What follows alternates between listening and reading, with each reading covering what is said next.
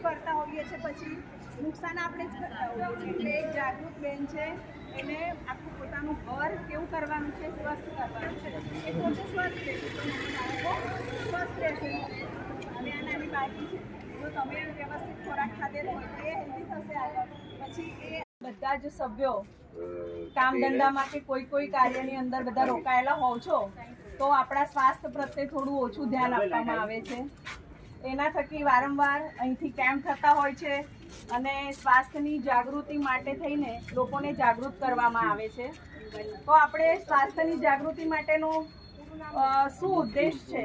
પહેલે તો આપણો ખોરાક છે, સ્વચ્છતા છે અને આપણી જે જીવનશૈલી છે, દિનચર્યા છે, એ જે બદલાઈ ગયેલી છે એના હિસાબે આપણા શરીર પર ક્યાંક ને ક્યાંક બચ્ચાઓથી માંડીને ઉંમરલાયક બધાને ટેન્શન જ છે. બધું ટેન્શન બધાની ઘરમાં બધા સેટ છે, સોફા સેટ છે, બેડ સેટ છે, લેમન સેટ છે, ડાઇનિંગ સેટ છે, પણ પોતે અપસેટ છે.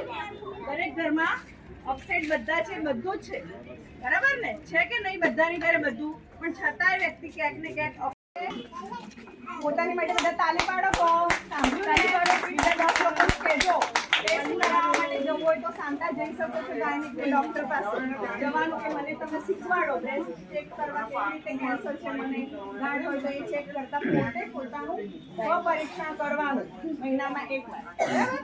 ચલો બાય બધાને.